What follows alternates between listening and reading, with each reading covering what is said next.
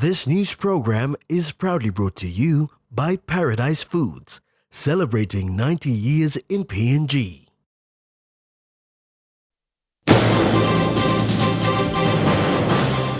A male student from Medang Technical College stabbed to death. St. John's ambulance officers attacked at Bumbu compound in Leh. And red ribbon signifies fight against HIV and AIDS.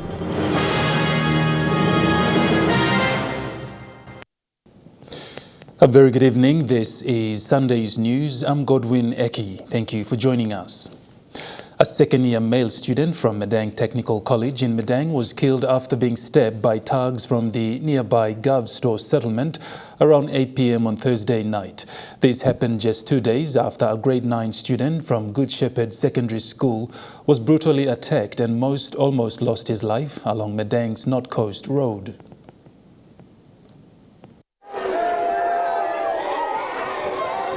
The victim was supposed to travel home today for holidays, but unfortunately, he was stabbed and rushed to the hospital but passed away soon after. Following his death, students and members of communities in Medang held a peaceful protest and called for immediate action on crime and the illegal settlements in Medang town. But so far, I went there as early as 5 in the morning and I spoke with the students and I spoke with the Gulf Stop people, and they've already surrendered the suspects. So far, we got all 4 suspects in custody now, as I speak. Medang Provincial Police Commander Senior Inspector Robert Baim said the suspects' houses were burnt down by members of the Gavsto community, who later apprehended them and handed them over to police. The burning down of the suspects' houses was done by Gavsto themselves, the people themselves, because they're fed up with such crimes that is really bringing the Medang backwards and punishing the good name of the Gavsto people. That's why they burn the houses down, because of the frustrations over what has been done by these criminals. PPC Baim also said the police, with the assistance from members of the PNG Defence Force and Correctional Services, will be conducting operations beginning in December. I'm giving the warning to these perpetrators not to do anything in the town vicinity and all this. We're having our Christmas Day operations that will be launched on the 1st of December, which is next week, Friday. It's a big joint operations with the CIF and PNGDF. We're in Medang to help us support us fight crime, and we will ensure that we have the peaceful festive season until January next year. He also said they will conduct body searches and also restrict street vending in Medang town as a means to reduce crime in the central business area. Edson Kuso, National, Emtv News. Red ribbon at workplaces has become a significant sign used as an emblem in the fight against HIV and AIDS since its first appearance in 2007 in the country. The initiative, led by the Papua New Guinea Business Coalition Against HIV and AIDS, and is marked as an essential part of raising public consciousness about the disease.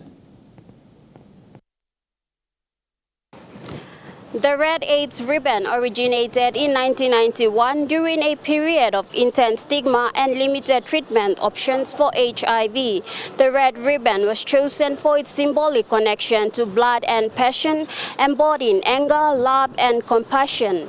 It gained international recognition when actor Jeremy Irons wore it at the 1991 Tony Awards, highlighting the need for awareness and support for people living with HIV. Wearing a red ribbon, especially in the workplace, is more than a symbol. It is an act of solidarity and a tool to initiate conversations about HIV. It helps to reduce barriers in discussions about HIV prevention and treatment, fostering a more informed and supportive environment. The red ribbon also serves as a reminder of the millions of lives lost to AIDS. while advocating for policy changes, better funding and resources for HIV treatment and education. On World AIDS Day in PNG in 2023, the Red Ribbon takes on additional significance as we battle an increasing number of infections. Come Friday, 1st of December 2023, everyone is asked to commemorate lives lost to AIDS, support people still affected by HIV, renew your commitment to preventing new infections and addressing ongoing challenges, and celebrating lives saved through advance in testing, prevention and treatment with a staggering 132% increase in new HIV infections since 2010 in PNG, including 820 babies diagnosed in 2022. The Red Ribbon remains a vital symbol of hope and solidarity. It is a constant reminder of the need to step forward and speak up in support of the end of AIDS in PNG.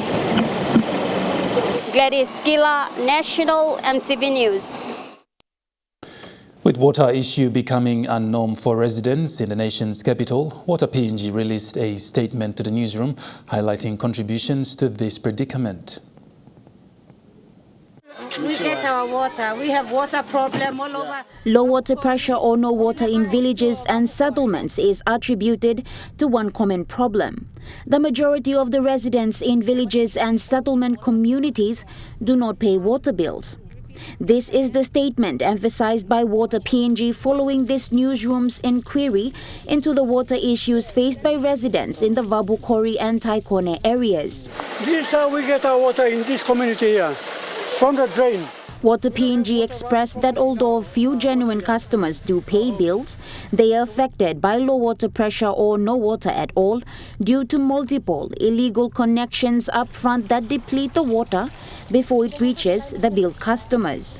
It was further stated that Vabukori and Taikone areas are classified as non-revenue areas because of multiple illegal connections and open taps running full-time, depleting the pressure. Water PNG said that these areas are pressure controlled to save water and rationed to release at critical times only.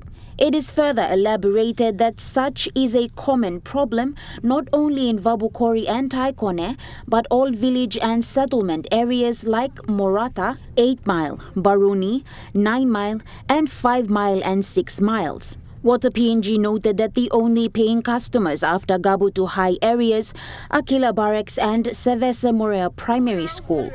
The line supplying Vabukori village, which covers Taikone areas, are all illegal connections or non-revenue water areas.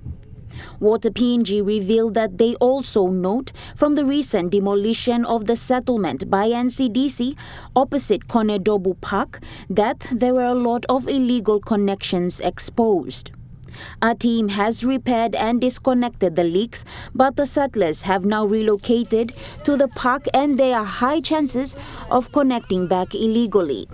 Water PNG reiterated that people will have to be responsible to pay for their water in order to improve existing water systems as well as further encourage enhancement to water systems within the nation's capital. Natasha Voy, National, MTV News. Parenting may seem natural, however, it comes with so much responsibilities in terms of a child's upbringing and development. To educate parents, a 5-day positive parenting workshop was conducted and funded by UNICE under the facilitation of Links of Hope gave parents the opportunity to learn different components of positive parenting. The 3 components include of good parenting is child communication, child relationships, and child behavior. This workshop is focused on training parents in learning positive ways to deal in and raising their children. The targeted age group for the program is 1 to 10 years, an age group where a child's brain develops faster. This program also targets how parents can instill positive behavior into their children so that they grow up developing well in all aspects of life. Shalom Jacob, coordinator for positive parenting for child development of Links of Hope, takes us through how this program benefits the child and parent. This program in a broad or in a large area, it focuses on reducing violence against children. In Papua New Guinea, we see that there's a lot of violence happening in home, especially against children. So the program targets at understanding children's behavior and the developmental changes that goes on, and how positive reinforcement is important in reducing violence against children in families. Jacinta Pake, a participant from the workshop, emphasized that positive parenting is vital in a child's upbringing.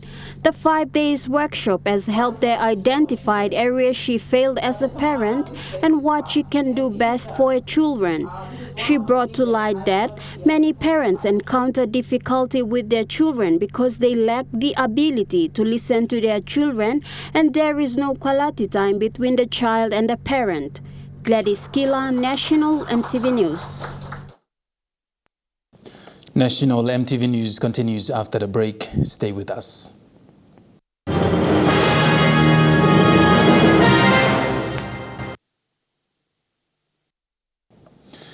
You're watching National Emtv News. Hundreds of men, women and children from the Seventh-day Adventist Church gathered today at the Bautama Mission Field, located within the Central Province, to launch their PNG for Christ campaign in preparation for the nationwide discipleship evangelism program for 2024.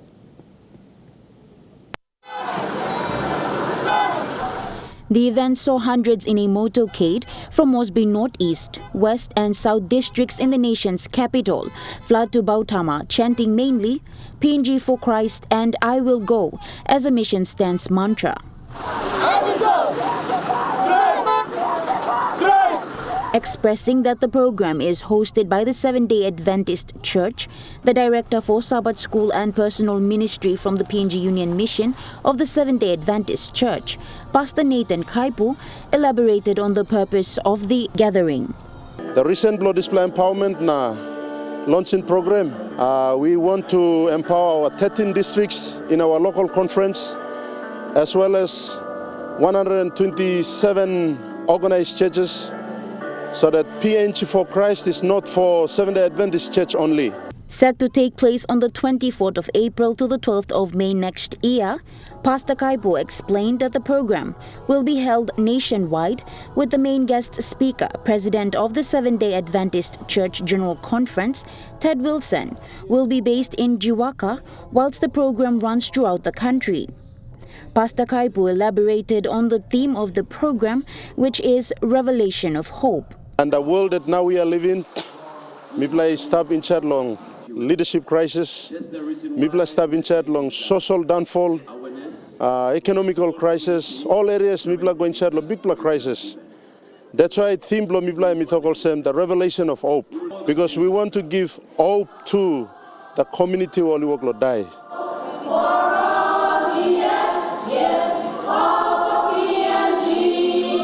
A similar program was noted to have taken place in several locations throughout the country this year. In particular, the Eastern Highlands province that had a similar launch of the campaign in Goroka in July, and East New Britain facilitated theirs in Kokopo in August. Natasha Voy, National, Emtv News. During the recent graduation ceremony for Hagen Park Day Secondary School, Principal for Hagen Park Secondary, Mr. Simon Opa, made the announcement that Hagen Park Day Secondary will now be upgraded into a Level 11 school. He said the number of staff has been increased from 64 to 84 to cater for the upgrade come next year. Opa says the school has experienced teachers who have been teaching for more than 30 years. He made a submission to the Provincial Education Board to elevate the school from level 10 to level 11. The second biggest school in the Highlands, apart from Goroka Secondary School. Goroka Secondary School in the Highlands is a level 11 school. And Hagen Park now is the next school in the Highlands to have reached that level at level 11. Realizing the need to increase the number of teachers, the school applied and the National Department of Education approved for 17 positions for teachers for 2024. This elevation will now see Hagen Park Secondary School become the second school in the Highlands region to elevate into a level 11 school apart from Goroka Secondary School. This announcement was made during the 19th grade 12 graduation from Hagen Park Day Secondary School. However, Mr. Oppa says this elevation will come with a lot of challenges that the school will have to meet. So many challenges. Hagen Park this year enrolled a total of 2,140 students. Oppa said they have seen a huge number of transferring students this year. Tamara Agavi, National Emtv News. Tusbab Secondary School in Medang held its 54th grade 10 and 21st grade 12 graduation ceremony, which saw a total of 732 students graduate. The school is the biggest and only public secondary school located in Medang town.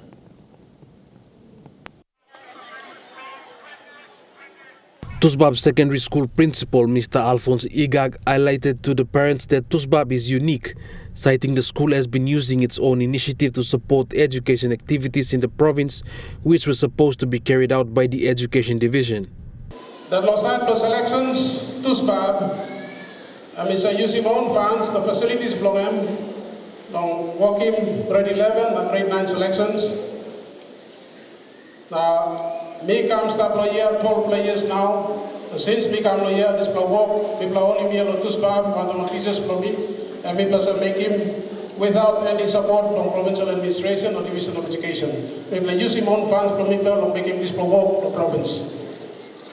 Apart from selections, the school has been flying in guidance officers to run the differential aptitude test in schools in the province over the years and ran teachers in service programs without any support from the provincial government or the Education Division.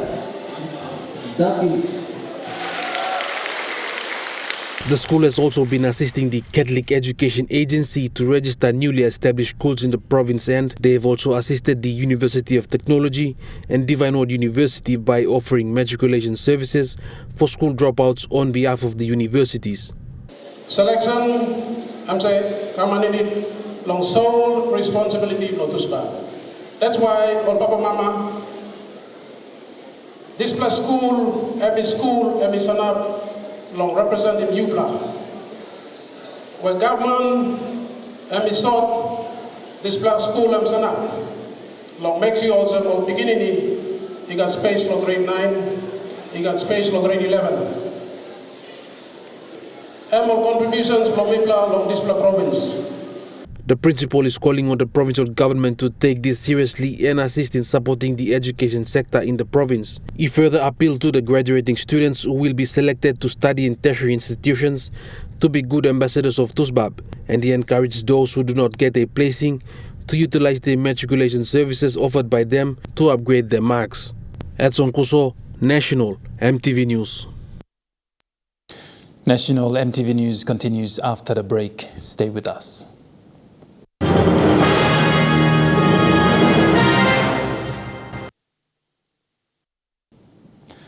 You're watching National Emtv News. Two St. John's ambulance officers were attacked last night at the Bumbu compound in Leh while responding to what reports claim to be a false emergency call.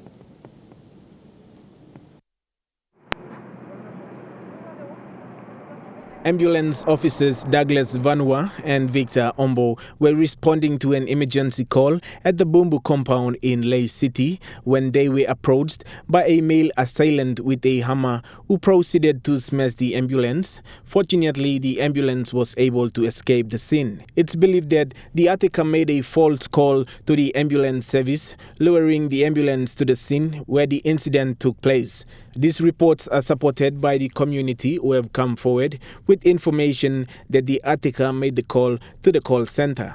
The suspect has been identified and a formal complaint has been made to police. The officers concerned escaped without any physical injury but are traumatized by the incident. This incident highlights the unique dangers that the St. John ambulance men and women face in our community. Every day, St. John responds to hundreds of genuine calls for help in our major city centres and into many rural parts of the nation. Over 4,000 false calls are made to ambulance service number 111 every day. Dame Jean Kekedo, chair of the National St. John Council, said currently there are no laws protecting St. John ambulance officers, despite St. John being the only service of its type in this nation that is responding directly into communities for emergencies at all hours of the day or night. St. John ambulances go places even the police would consider dangerous, and they do this so that others may live.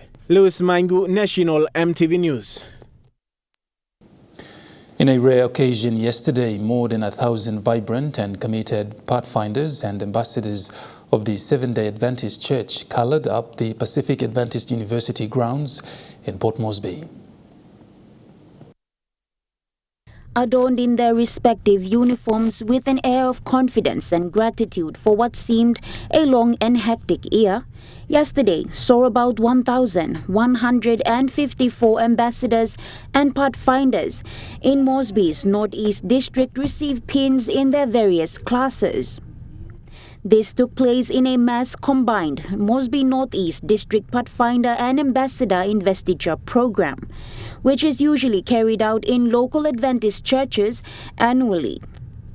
With the district noted for being the most populated among the 3 districts of Moresby with around 26 organized churches, only 20 churches were noted to have attended the event, contributing to the total number of candidates to be invested.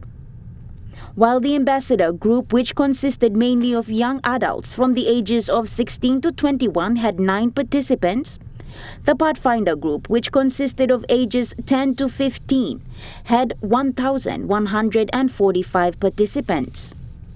The pins received were to signify that the respective participants had finished a class in their junior youth departments and are ready to proceed to the next levels. A highlight for the event saw a pathfinder, Paul Francis, from the 9 Mile Makana Church Club, receive the Award of Excellence as an outstanding pathfinder in his club.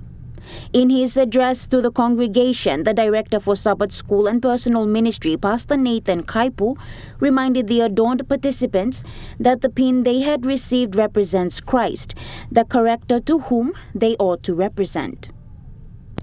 Natasha Voy, National Emtv News. And now moving to overseas news, the second group of Israeli hostages and Palestinian prisoners have been released after a last-minute delay threatened to derail the agreement.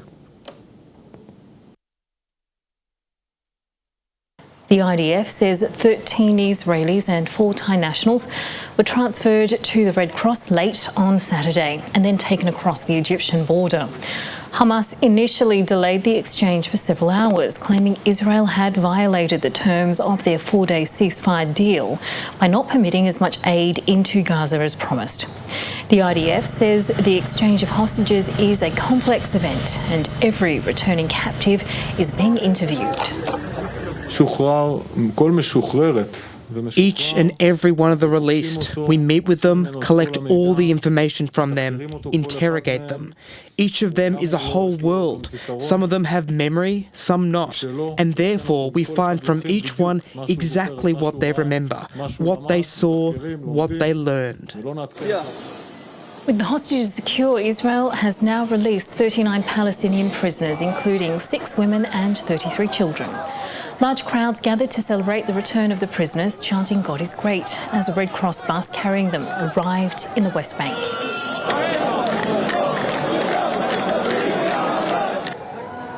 Israel is expected to release 150 Palestinian prisoners during the 4-day ceasefire, while Hamas is set to free 50 Israeli hostages.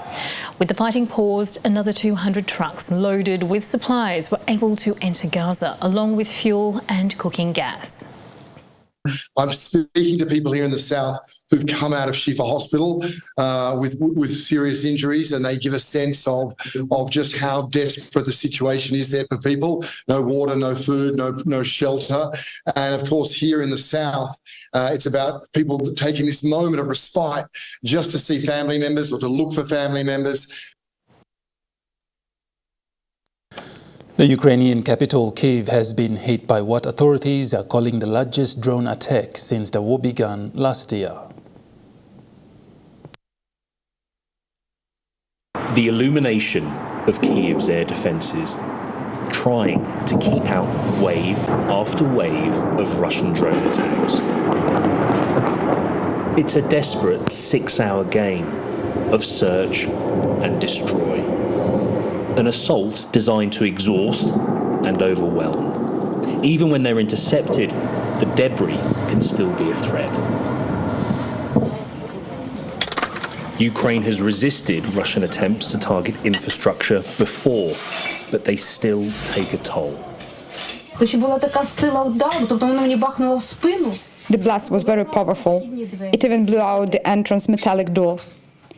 We would have been buried by the doors because the strength of the blast was immense.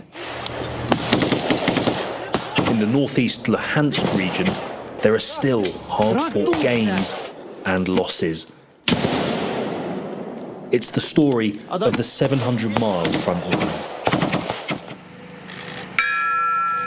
Today, President Zelensky was at a Holodomor remembrance service in Kyiv to commemorate when millions of Ukrainians were starved to death under the Soviet Union in the 1930s. Evil was not stopped, he said, was not atoned for, and now we are stopping it. His country still faces a threat from Moscow today, and he's still urging the world to unite against it. Australia's federal government says Australia is closing in on its goal to reduce emissions by 43% by 2030.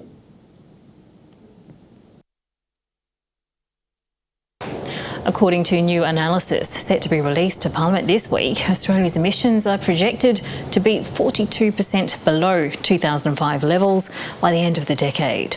The projection is based on the implementation of existing climate policies, with the government saying the outlook will improve as more policies are implemented. But Minister for Climate Change Chris Bowen says there's still more to do. We are now on track for 42% emissions reduction by 2030, underpinned by the 82% renewable target plus other policy initiatives. Shows that we have done well. We have more work to do. We want to get to 43%, and indeed we've always said we see that as a flaw to our ambitions, but it's ambitious. You know, Australia is coming at this 2030 target starting in 2022. Australia on climate policies like the kid that forgot about the exam and has to really come home strongly in the final period. National Emtv News continues after the break with Trukai Sports. Stay with us.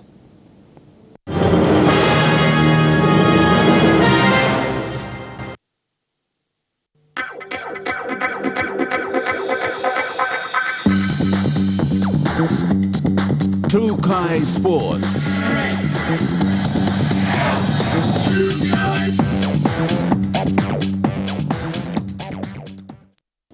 Welcome to Trukai Sports. Part of Papua New Guinea's team of athletes who've competed at the Pacific Games in Honiara, Solomon Islands, returned today.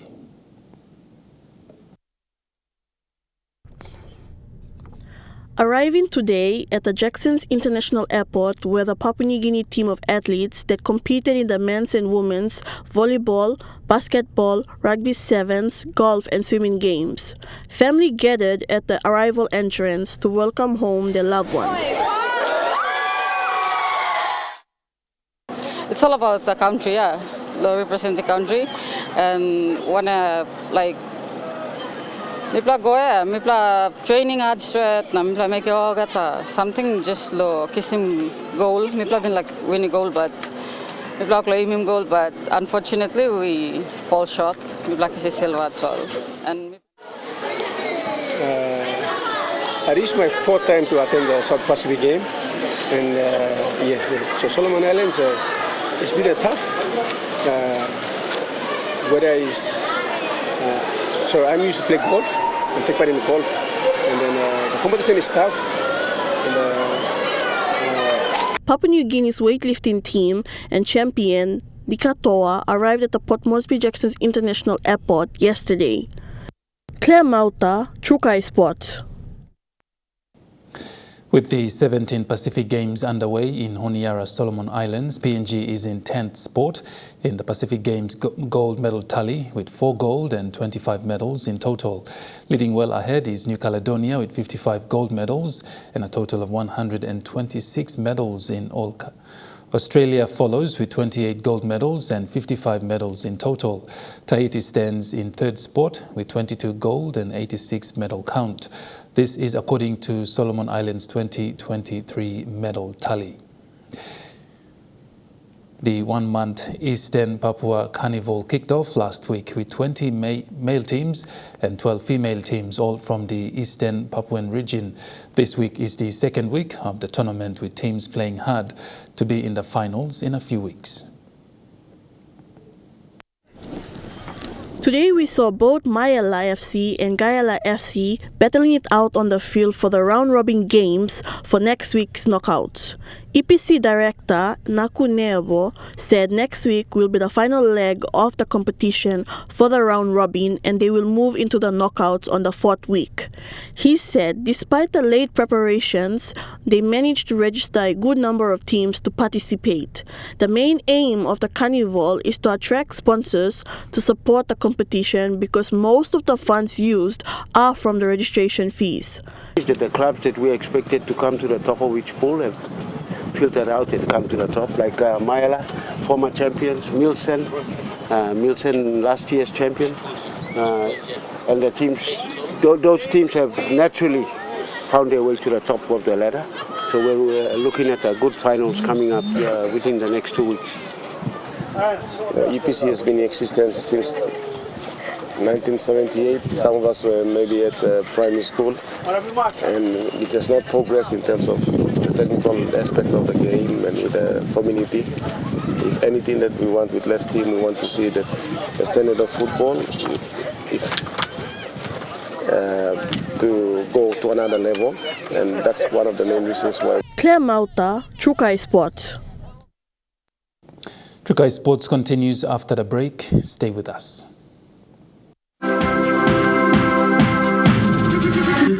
Trukai Sports.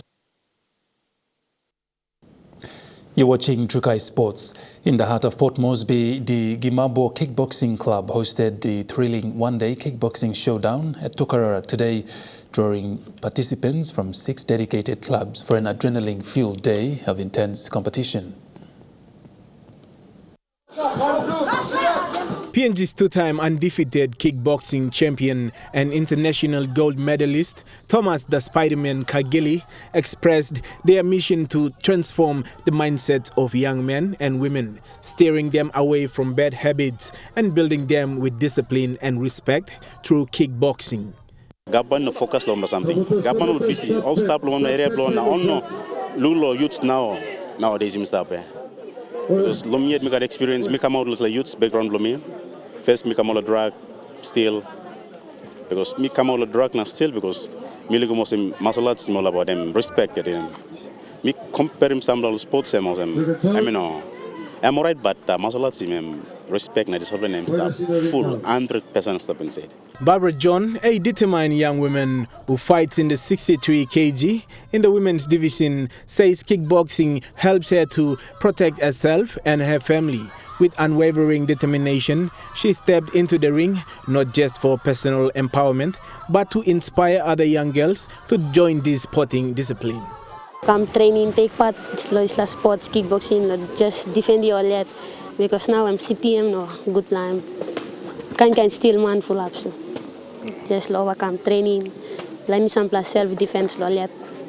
One particular fighter, David Ome, shared his excitement about being selected to represent his province in the upcoming PNG Games. We play PNG game, so team hela been simi but our team golf mo simi pass lo ba mi representing more team golf na play 49 lo team golf it's a PNG game. The Gimabo Kickboxing Club promotes discipline, resilience and positive choices among the youth. Louis Maingu, Trukai Sports.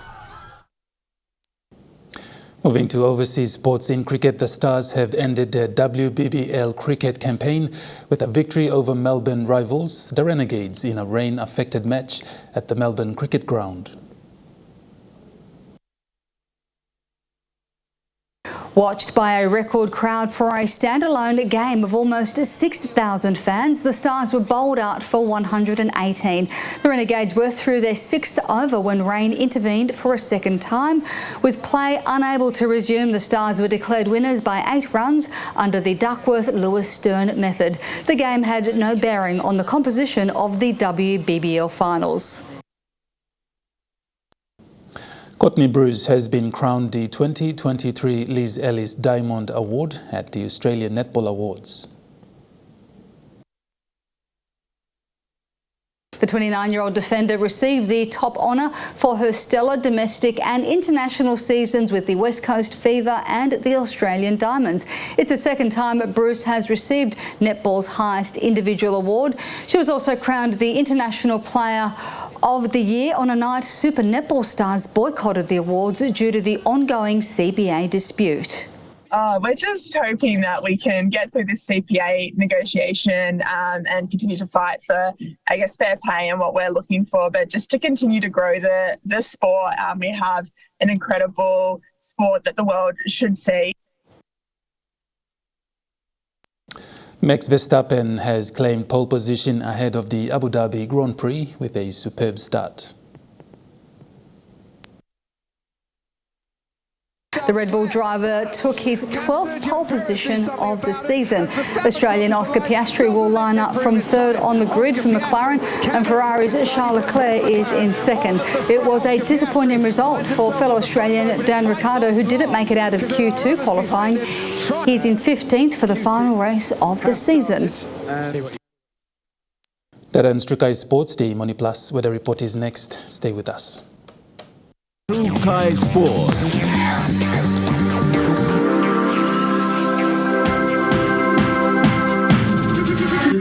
Trukai Sports.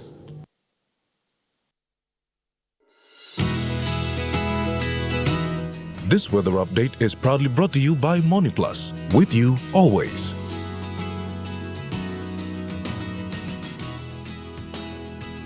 Weather forecast for the next 24 hours. Southern region, Port Moresby and Popondetta, partly cloudy with brief showers and drizzle.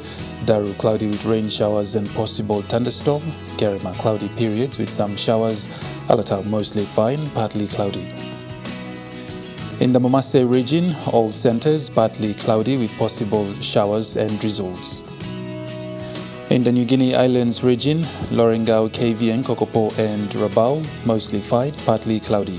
Kimbe, cloudy with few showers and possible thunderstorm. Buka, partly cloudy with few showers. And in the Highlands region, Mount Hagen, Mendi and Wabeg, partly cloudy with few possible showers and thunderstorm. Goroka and Kondiawa, partly cloudy with few showers.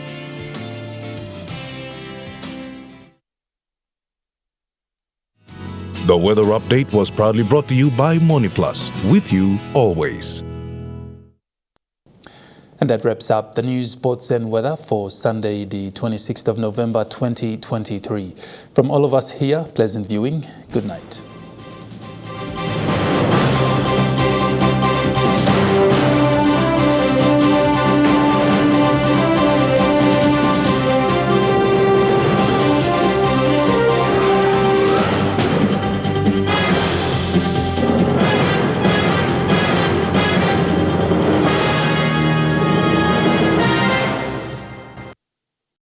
This news program was proudly brought to you by Paradise Foods, celebrating 90 years in PNG.